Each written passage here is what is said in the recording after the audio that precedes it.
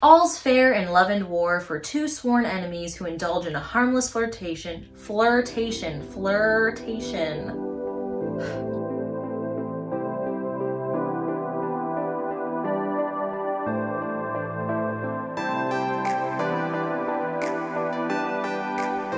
Hey everyone, Kelly here. So today I thought, since it's a beautiful spring day, that I would share some of my favorite swoon-worthy romances. So I will try to let you know the heat factor, how much steam is in each of these books, because I know some people like steam, some people don't like steam. But if you don't like steam, you might be disappointed in this video. So before I get started, please be sure to like and subscribe if you like what content I am giving you, and if you want to make sure you don't miss any. So yeah, let's dive right on into these romances. All right, so why don't we start with a cute, sort of steamy, but not really read, and that would be Well Met by Jen DeLuca. So this one, I would say on the scale of like fanning self to my eyes are like bugging out of my head and I'm starting to blush. I would say maybe a fan and a little coy smile, okay? So this book was so much fun to read. My friend Tilly recommended it to me and I devoured it. I needed my own copy, honestly. I loved it so much. And because I'm an actor, the whole setup of the play, the whole setup of the book was just so nice, and especially I read it at the beginning of the pandemic, so I was really feeling the loss of performing and theater, and this was a really, really nice read for me. So let me just let you know what this book is about before I go on to give you some more info about it, about my feelings, okay? All's fair in love and war for two sworn enemies who indulge in a harmless flirtation in a laugh-out-loud rom-com from debut author Jen DeLuca. Emily knew there would be strings attached when she relocated to the small town of Willow Creek, Maryland, for the summer to help her sister recover from an accident. But who could anticipate getting roped into volunteering for the local Renaissance fair alongside her teenaged niece? Or that the irritating and inscrutable school teacher in charge of the volunteers would be so annoying that she finds it impossible to stop thinking about him. Girl, haven't I been there? Haven't we all been there, okay? Just me speaking for everyone. It's all good. The fair is Simon's family legacy, and from the start, he makes clear he doesn't have time for Emily's lighthearted approach to life, her oddball Shakespeare conspiracy theories, or her endless suggestions for new acts to shake things up. Yet on the fairgrounds, he becomes a different person, flirting freely with Emily when she's in her revealing wench's costume. But is this attraction real, or just part of the characters they're portraying? I loved this book. So like I just mentioned, as an actor, this book was so great for me to read because I really missed performing and outdoor theater as well. I have done a few outdoor theater shows in the past few years, Shakespeare in the park, if you will. And this was just so sweet. And I found myself waiting for them to be at the fair. And Jen she didn't do me wrong. We really didn't have much of a wait time before we got to the Renaissance Fair. There was like a little setup of, rehearsals, meeting the characters, but then we went right on in. And I mean, Emily plays a beer wench, so she's acting at the fair, but she's not doing the shows. She is serving the patrons, but she still has to put this character on. And Simon, the one who runs the fair, is a pirate. And wow, I'm not into pirates, but I was into this one. Okay? I loved the witty banter. I loved the role play, if you will, because I mean, they're both playing characters. And then seeing the shift when they are done the fair for the day, like when they go home and they're out of costume. And wondering, does he actually like me? Is this all an act? Is this for the fair? Is he just really into the fair? Is he into me? Oh my God. I have never had a showmance, but I was living through this showmance, okay? So if you love enemies to lovers, I mean, I wouldn't say enemies to lovers. It does say two sworn enemies. Not really. There's no like big history with the two of them. It's just they meet, they don't like each other, but they love each other in the show. And yeah, That's all I'm going to say about that. I will also say this is part of a series. It is the first in a trilogy. I have not read the sequel, which is Well Played. However, I have friends who have read it and they didn't really like it as much. But the third one is coming out and it is called Well Matched. And it features a different character from the first book, Mitch, Mitch was the guy, the big buff guy wearing a kilt, and all the ladies loved him and he was a sweetheart and a flirt. I am ready for that book. That one comes out October 19th. Oh, just after my birthday. Okay, late birthday gift for me, I guess. So yeah, if you love enemies to lovers, fun summer fun, you love theater, you love does he or doesn't he love me sort of vibes, I would pick this book up. It's super cute, slight steam, but nothing too risque that I remember. And yeah, I totally recommend it. I gave it a 5 out of 5 on Goodreads, so no pressure.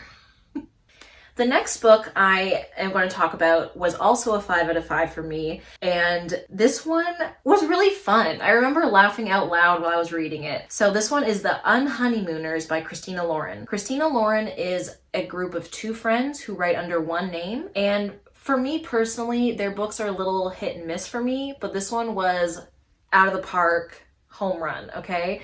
Let me just read the synopsis and then I will give you more of my thoughts. Olive is always unlucky in her career, in love, in, well, everything. Her identical twin sister Amy, on the other hand, is probably the luckiest person in the world. Her meet cute with her fiance is something out of a romantic comedy gag, and she's managed to finance her entire wedding by winning a series of internet contests, double gag. Worst of all, she's forcing Olive to spend the day with her sworn enemy, Ethan, who just happens to be the best man. Olive braces herself to get through 24 hours of wedding hell before she can return to her comfortable, unlucky life.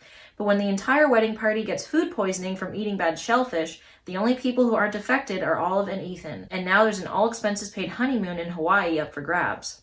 I bet there is. Okay. Putting their mutual hatred aside for the sake of a free vacation, Olive and Ethan head for paradise, determined to avoid each other at all costs. But when Olive runs into her future boss, the little white lie she tells him is suddenly at risk to become a whole lot bigger. She and Ethan now have to pretend to be loving newlyweds, and her luck seems worse than ever. But the weird thing is that she doesn't mind playing pretend. In fact, she feels kind of lucky. Okay, so as you can tell, this is the pretending to be in a relationship trope. It's not always my favorite trope, but I do have a lot of books like that, I gotta say, or I've read a lot of books like that. This was so much fun. I just thought their banter was hilarious, the situations they would get themselves into, and I liked the slow build. It didn't feel like, oh, I hate you one day, and then suddenly we love each other. There was a nice build. We got to learn more about the characters and their past relationships, especially Ethan's past relationship. And it was really nice. It made me want to go on vacation so badly, which again, being in a pandemic, I don't know how helpful it was, but I kind of vacationed through them in a way. Yeah, I thought it was super fun. 5 out of 5. Steam-wise, I believe it's similar to Well Met. It was cute. There was slight steam, but nothing that I would be like, oh my god, I can't read this in public, you know? So I would say maybe fanning myself or clutch the invisible pearls. But no, this was super sweet, lots of fun. I could totally see this being made into a movie. It's like your typical rom-com kind of vibe. Lots of fun. I would definitely recommend this one. Next up, something a little different, but a very unexpected favorite of mine, I would say. I didn't know what I was going to get myself into reading this book, and again, it was recommended to me by my friend Tilly, and I loved it. I believe this was another 5 out of 5 for me. And this one is the Bromance Book Club by Lyssa K. Adams. As you can see, a little booty. Okay, so this was a lot of fun. And like I said, I didn't really expect this book to be so good, honestly. I heard the premise of a bunch of guys being in a romance book club, and I was like, okay. And like, I don't know, not really believable, unfortunately, which is sad because, hello, guys need romance too. Why not, you know? But Let me read the synopsis and I'll get more into how I felt about it. The first rule of book club: you don't talk about book club.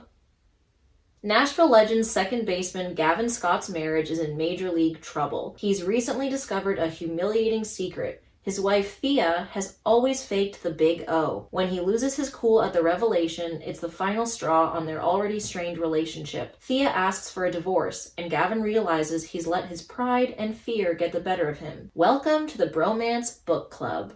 Distraught and desperate, Gavin finds help from an unlikely source, a secret romance book club made up of Nashville's top alpha men. With the help of their current read, a steamy Regency novel titled Courting the Countess, the guys coach Gavin on saving his marriage. But it'll take a lot more than flowery words and grand gestures for this hapless Romeo to find his inner hero and win back the trust of his wife.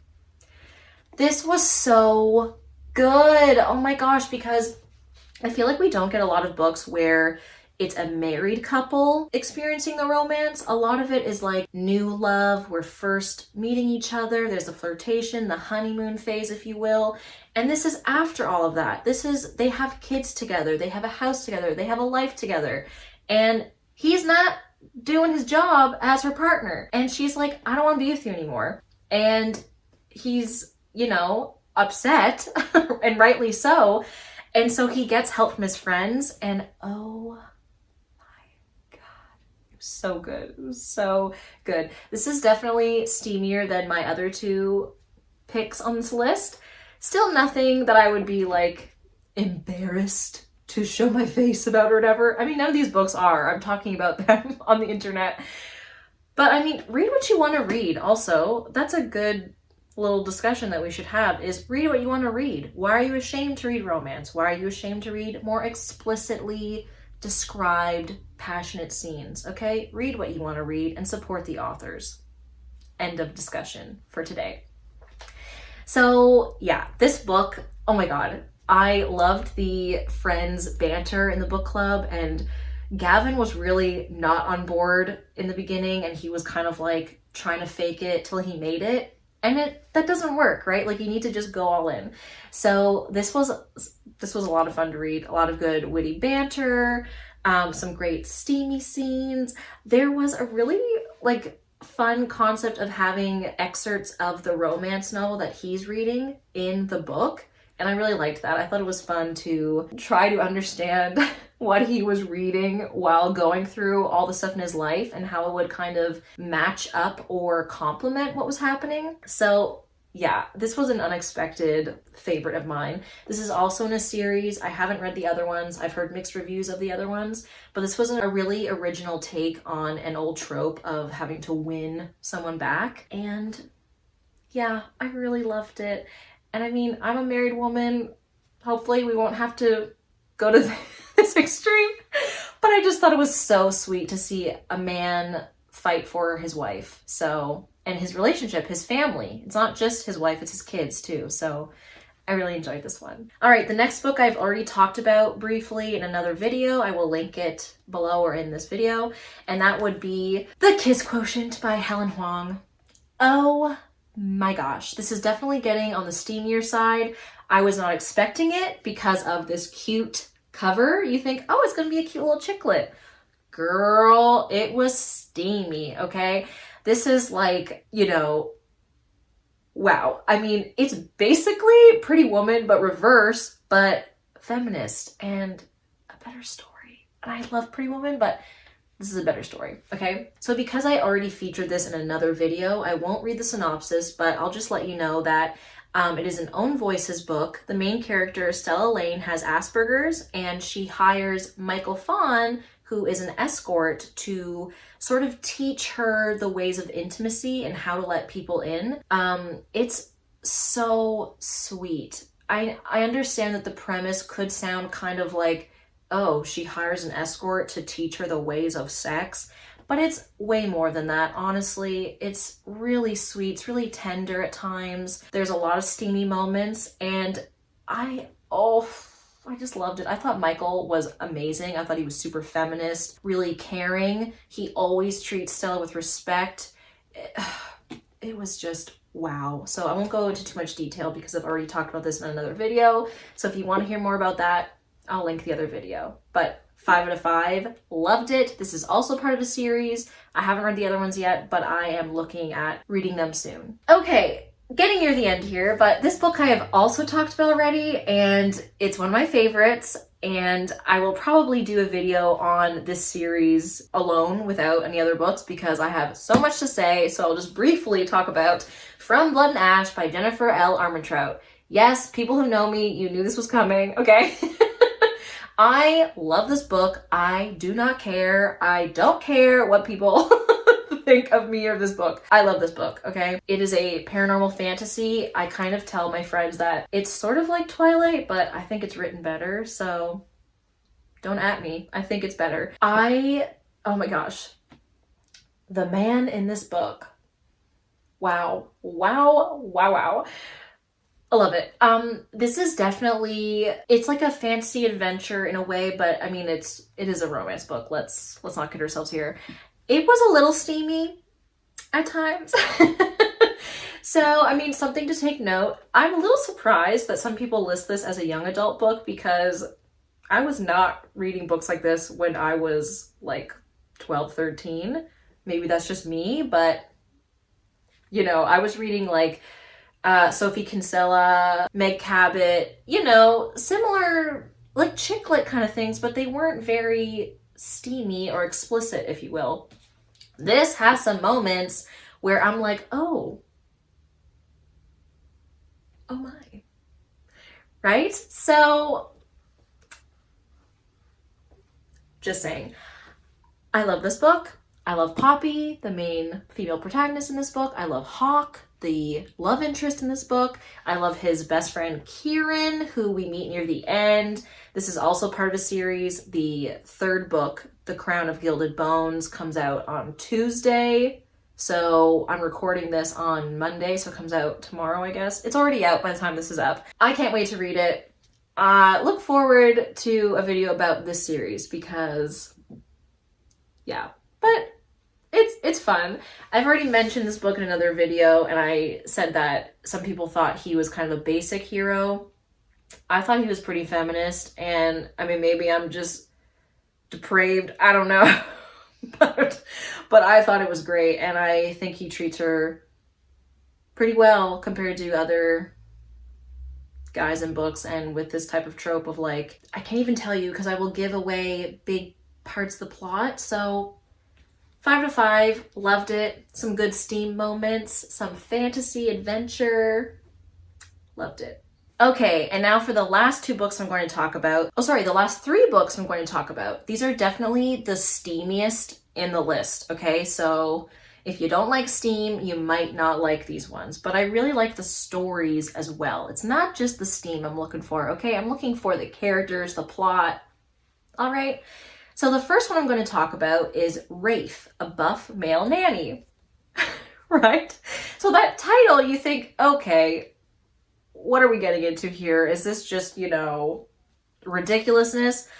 No, actually, Rafe, a buff male nanny is by Rebekah Weatherspoon, and I really enjoyed this one. Quite steamy, so, you know, just disclaimer, if you don't like that, probably won't like this book because there is quite a few steamy scenes, okay?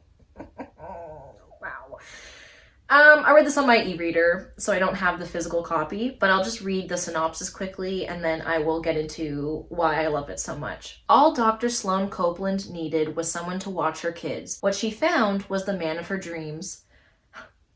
After a nasty divorce and a 1,000-mile move, Dr. Sloane Copeland and her twin daughters are finally getting the hang of their new life in Los Angeles. When their live-in nanny bails with no warning, Sloane is left scrambling to find a competent caretaker to wrangle her smart, sensitive girls. Nothing less will do. Enter Rafe Whitcomb. He's all of those things, not to mention good-natured and one heck of a whiz in the kitchen. He's also tall and handsome and bearded and ripped and tatted wrist to neck.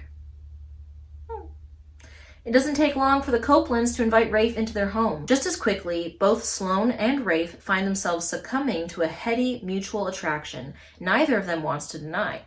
With every minute they spend under the same roof, this working mom can't help but wonder if Rafe can handle all her needs. And let me just say, spoiler alert, he can, okay? So all giggling aside, I loved this book. This was my first book by Rebekah Weatherspoon that I have read.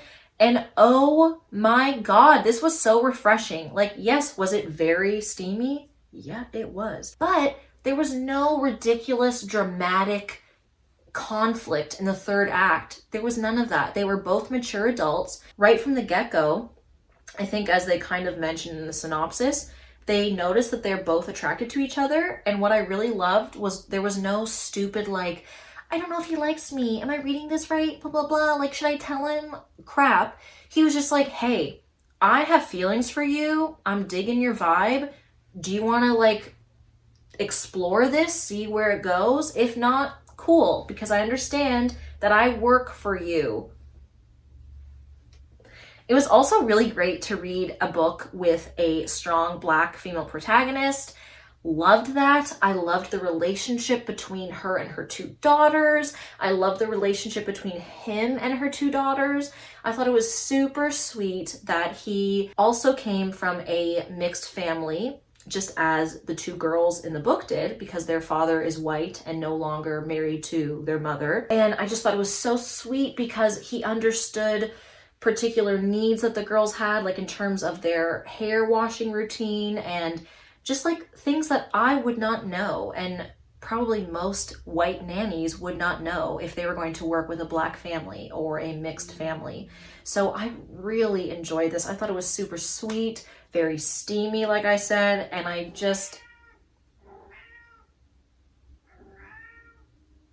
really recommend it. Next up, keeping with the super steamy theme here, is The Roommate by Rosie Danan.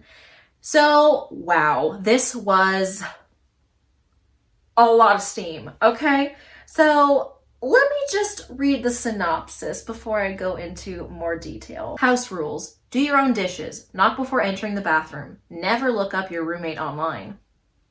The Wheatons are infamous among the East Coast elite for their lack of impulse control, except for their daughter Clara. She's the consummate socialite, overachieving, well-mannered, predictable. But every Wheaton has their weakness. When Clara's childhood crush invites her to move cross-country, the offer is too much to resist. Unfortunately, it's also too good to be true. After a bait and switch, Claire finds herself sharing a lease with a charming stranger. Josh might be a bit too perceptive, not to mention handsome, for comfort, but there's a good chance he and Clara could have survived sharing a summer sublet if she hadn't looked him up on the internet. Okay, so I don't want to read the rest of the synopsis, but let me just say, because it's not a surprise, they say it later on in this synopsis, she finds out that her roommate is an adult entertainment star, okay? And normally I'd be like, oh, okay, interesting. Is this just going to be some, like, you know, ridiculousness thrown together for shits and gigs and, like, you know, fan yourself, whatever? Wow, I really liked this book. It was a lot of fun. It was still, you know, very steamy. Again, disclaimer, if you don't like that, don't read it. But I just thought it was so nice because you could have gone one way with this trope of, like, my roommate is super hot, and she went the other way. And the roommate in question, Josh, was a friggin' dream, okay? He was so nice to her. He helped her out in quite a few ways, I will say. So I don't want to give too much away, but I do have to say, so spoiler alert, maybe. Basically they start to fool around because he learns that she is so, like, uptight and kind of, she never lets loose, I guess. I don't know how to explain it, but she is so contained that she basically tells him that, like, in her past she's never experienced real pleasure, and he's like, that is not okay. Women deserve pleasure, and, you know, I make my living off of that. So it was quite refreshing to hear a man in a book talk about how women deserve everything and it is not about the men all the time. And wow, it was just great. And I think, you know, they talk about a lot of sexual health stuff in here because of the nature of his work and prejudices that come along with his line of work. And I found it really interesting. And yeah, I thought it was really good. Honestly, yeah, there's the steam there if you're looking for that. But there's also a really interesting story about a girl who is not in the same world of him at all. Like, she's very uptight to herself, kind of prudish in a way, if you want to say. And he's not, and it's okay. Yeah, anyways, I don't want to get too much into it, but I loved it. I gave it a 4 out of 5. Totally recommend. There's a sequel about his ex-girlfriend and coworker who's also an adult entertainment actor. And I haven't read that one yet, but I probably will. So I'll let you know what I think about that one. And last, but certainly not least, it is the super popular on BookTube, Instagram, and just in general, Get a Life, Chloe Brown by Talia Hibbert. Oh my God, okay? I don't own this one yet, but I will, because I borrowed this from a friend and I was so into it. Oh my God.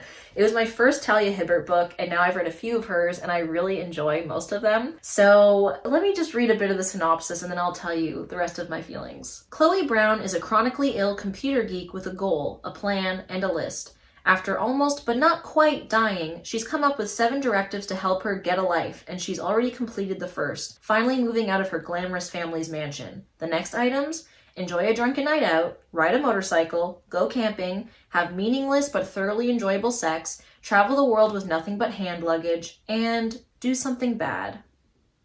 But it's not easy being bad, even when you've written step-by-step guidelines on how to do it correctly. What Chloe needs is a teacher, and she knows just the man for the job. Redford Red Morgan is a handyman with tattoos, a motorcycle, and more sex appeal than 10,000 Hollywood heartthrobs. He's also an artist who paints at night and hides his work in the light of day, which Chloe knows because she spies on him occasionally. Just the teeniest, tiniest bit. But when she enlists Red in her mission to rebel, she learns things about him that no spy session could teach her, like why he clearly resents Chloe's wealthy background, and why he never shows his art to anyone, and what really lies beneath his rough exterior. Oh my gosh. Okay, so let me just preface this with, it's really steamy, okay? But the story is so good. I will also say the author is from the UK, and there's certain language that is maybe not as commonly used in North America, like certain explicit words that I was like, oh, okay. We said it. We said that word, you know? But they have a different, slang over there. So just bear that in mind, because I read that and I was like, oh, okay. That's a lot. That's a lot. But it didn't ruin the book for me, honestly. So I loved having a character who was grumpy, in a lot of pain at times, and just not having it. And Red was just so caring. He was so caring. He was a cinnamon roll, okay? Or cinnamon bun? Is that what they call it? Cinnamon roll? He was that kind of character, okay? He was like burly, could be intimidating looking, but he was such a softie. He was a teddy bear. I loved this book so much. I know it's the first in the Brown Sisters trilogy, I think is what it's called. And I haven't read the other 2 yet because I want to buy them all and read them all. So I want to read the first one again and then read the next 2 right after. Oh my gosh. It was just honestly very refreshing to have a character who is not like just a silly kind of quirky, oh, oops kind of thing. Like, no, she's got shit going on, okay? She's got health problems. She has family stuff. She's got career stuff. It's not this light. It was a fun, light book, but she's not like she's not a vapid, nothing to her character, okay? I'm really interested to hear more about her sisters in the next 2 books and see what happens with them and their love lives. But yeah, it was so good. Oh my God. I also have to say I loved the fact that their romance, like, it started, and because of her circumstances with her health and all that, there was no, like, they just got really comfortable together very quickly, which I found surprisingly very realistic. I mean, that happens in life for sometimes with some people, you know, you just get a certain comfort level right away because this is how I live my life, you know? Yeah, so I thought it was really sweet, very steamy at times. Oh my God. I think my friend listened to it on audiobook in the car with someone with her, and she didn't enjoy that experience because she was like, oh my God, what's happening? And I totally understand that. I didn't have that experience, so I loved it. But yeah. So I gave that one a 4 out of 5 as well. That's my video. This got way long, so I have to edit this down, but let me know down below in the comments if you've read any of these books, if you are super interested in reading them now. let me know your thoughts, okay? Do you like reading romance? Are you kind of on the fence about romance? I mean, I totally get it. I didn't read a lot of romance until recently, so hey, it might not be for you, that's okay. But if it's not for you, you're probably not at this point in the video, let's be honest. So that's about it for me today. If you liked this, make sure you like and subscribe, and I hope you have a great day. I will see you next time. Bye!